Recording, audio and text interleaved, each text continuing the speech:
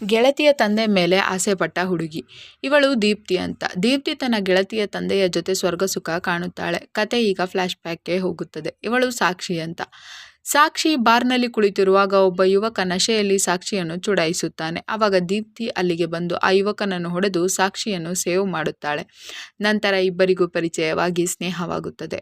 ಒಂದು ದಿನ ಇಬ್ಬರು ಹೊರಗಡೆ ಹೋದಾಗ ಸಾಕ್ಷಿಯ ತಂದೆ ಸಂಜಯ್, ನೀನೀಗ ಆಫೀಸ್ ಕೆಲಸ ಬಿಟ್ಟು ಸುತ್ತಾಡುವುದನ್ನೇ ಮಾಡುತ್ತಿದ್ದೀಯಲ್ಲ ಅಂತ ಸಾಕ್ಷಿಯನ್ನು ಬೈದು ಮನೆಗೆ ಹೋಗೋಣ ಬಾ ಅಂತ ಕರೆಯುತ್ತಾನೆ. ಆವಾಗ ಸಾಕ್ಷಿ ದೀಪ್ತಿಯನ್ನು ಪರಿಚಯ ಮಾಡಿಸಿ ಇವಳಿಗೂ ಡ್ರಾಪ್ ಕೊಡಿ ಅಂತ ಹೇಳುತ್ತಾಳೆ. ಆವಾಗ ದೀಪ್ತಿ ಸಂಜಯ್ನನ್ನೇ ನೋಡುತ್ತಾ ಫ್ರಂಟ್ ಸೀಟ್ನಲ್ಲಿ ಹೋಗಿ ಕುಳಿತಾಗ ಸಂಜಯ್ ಅವಳ ಸೌಂದರ್ಯಕ್ಕೆ ಮರುಳಾಗಿ ಅವಳನ್ನೇ ನೋಡುವುದರಲ್ಲಿ ಮಗ್ನನಾಗುತ್ತಾನೆ.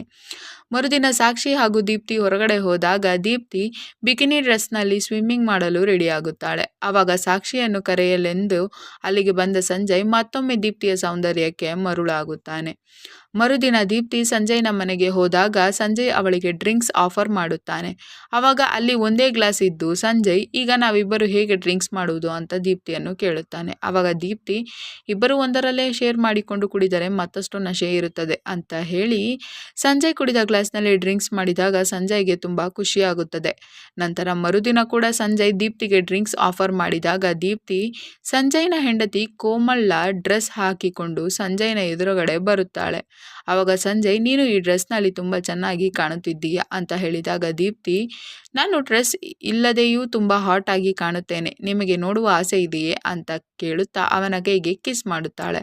ಆವಾಗ ಕಂಟ್ರೋಲ್ ಕಳೆದುಕೊಂಡ ಸಂಜಯ್ ಅವಳಿಗೆ ಮರಳಿ ಕಿಸ್ ಕೊಟ್ಟಾಗ ಕೋಮಲ್ ಅದೆಲ್ಲವನ್ನು ನೋಡಿ ಶಾಕ್ ಆಗಿ ದೀಪ್ತಿಯನ್ನು ತನ್ನ ರೂಮಿಗೆ ಕರೆದು, ನೀನು ನಮ್ಮ ಮಗಳ ವಯಸ್ಸಿನವಳಿದ್ದೀಯಾ, ನೀನಿಲ್ಲಿ ಬಂದು ಈ ರೀತಿ ಮಾಡುವುದು ಸರಿನಾ ಅಂತ ಕೇಳುತ್ತಾಳೆ. ಆವಾಗ ದೀಪ್ತಿ, ನೀವು ತಪ್ಪು ತಿಳಿದುಕೊಂಡಿದ್ದೀರಾ, ನಾನು ನಿಮ್ಮ ಡ್ರೆಸ್ ಹಾಕಿಕೊಂಡಿರುವುದನ್ನು ನೋಡಿದ ಅಂಕಲ್ ಎಮೋಷ್ನಲ್ ಆಗಿ ನಿಮ್ಮನ್ನೇ ಹೊಗಳುತ್ತಿದ್ದರು, ಅವರು ಹಾಗೂ ನನ್ನ ನಡುವೆ ಅಂಥದ್ದೇನೂ ಇಲ್ಲ ಅಂತ ಹೇಳುತ್ತಾಳೆ. ಆವಾಗ ಕೋಮಲ್, ನಾನು ನಿನ್ನ ಬಗ್ಗೆ ತಪ್ಪು ತಿಳಿದುಕೊಂಡಿದ್ದೆ ಅಂತ ಹೇಳುತ್ತಾ ದೀಪ್ತಿಯ ಹತ್ತಿರ ಸಾರಿ ಕೇಳುತ್ತಾಳೆ.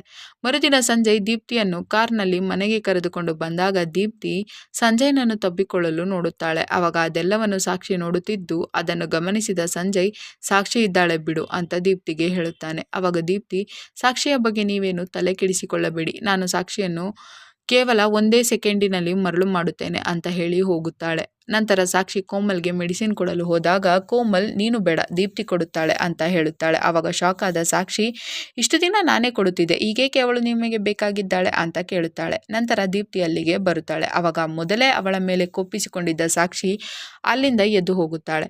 ಆವಾಗ ಕೋಮಲ್ ಮೆಡಿಸಿನ್ ವಿಚಾರ ದೀಪ್ತಿಗೆ ತಿಳಿಸಿ, ಸಾಕ್ಷಿ ನಿನ್ನ ಮೇಲೆ ಕೋಪಿಸಿಕೊಂಡಿದ್ದಾಳೆ, ಅವಳಿಗೆ ಸಮಾಧಾನ ಮಾಡಲು ಹೋಗು ಅಂತ ದೀಪ್ತಿಗೆ ಹೇಳುತ್ತಾಳೆ.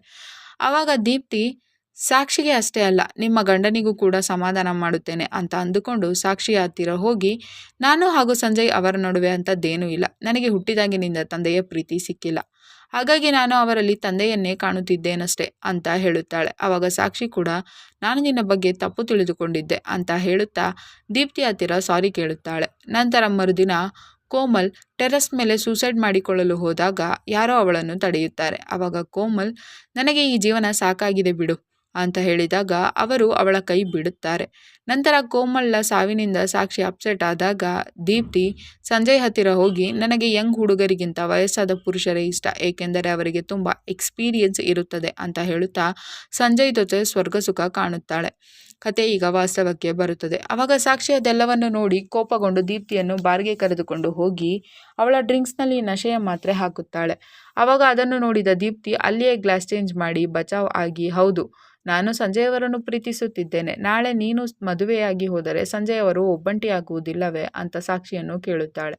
ಆವಾಗ ಸಾಕ್ಷಿ, ಅಪ್ಪನಿಗಾಗಿ ನನ್ನ ಅಮ್ಮನನ್ನು ನೀನೇ ಕೊಂದಿಲ್ಲ ತಾನೆ ಅಂತ ಕೇಳುತ್ತಾಳೆ. ಆದರೆ ಈ ಹಿಂದೆ ಕೋಮಲ್ ಟೆರೆಸ್ ಮೇಲೆ ಸೂಸೈಡ್ ಮಾಡಿಕೊಳ್ಳಲು ಹೋದಾಗ ಮೊದಲು ದೀಪ್ತಿ ಕೋಮಲ್ನನ್ನು ತಡೆದು ನಂತರ ಸತ್ತರೆ ಸಾಯಿ ಅಂತ ಕೈ ಬಿಟ್ಟಿರುತ್ತಾಳೆ.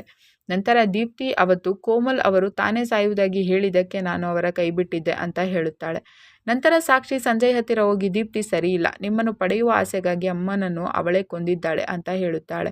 ಆವಾಗ ಕೋಪಗೊಂಡ ಸಂಜಯ್, ನನಗೆ ನಿನ್ನ ಸತ್ಯವೆಲ್ಲ ಗೊತ್ತಾಗಿದೆ, ಈಗಲೇ ಮನೆ ಖಾಲಿ ಮಾಡು ಅಂತ ದೀಪ್ತಿಗೆ ಕಾಲ್ ಮಾಡಿ ಹೇಳಿದಾಗ ದೀಪ್ತಿ ಟೆರೆಸ್ ಮೇಲೆ ಇದ್ದು ಅವಳ ಹತ್ತಿರ ಹೋದ ಸಾಕ್ಷಿ, ನನ್ನ ಅಮ್ಮನನ್ನು ನೀನು ಇದೇ ರೀತಿ ಸಾಯಿಸಿದ್ದೀಯಲ್ಲವೇ, ನೀನು ಹಾಗೆಯೇ ಸಾಯಿ ಅಂತ ಹೇಳುತ್ತಾ ದೀಪ್ತಿಯನ್ನು ಟೆರೆಸ್ ಮೇಲಿನಿಂದ ನೂಕಿ ಕೊಲೆ ಮಾಡುತ್ತಾಳೆ. ಕತೆ ಇಲ್ಲಿಗೆ ಮುಗಿಯುತ್ತದೆ. ಈ ವಿಡಿಯೋವನ್ನು ಪೂರ್ತಿ ನೋಡಲು ಸಾವಧಾನ್ ಕ್ರೈಮ್ ಸೆ ಎಂಬ ಯೂಟ್ಯೂಬ್ ಚಾನೆಲ್ನಲ್ಲಿ ದಗಾಬಾಜ್ ದೋಸ್ತ್ ಎಂದು ಹುಡುಕಿ ನೋಡಬಹುದು.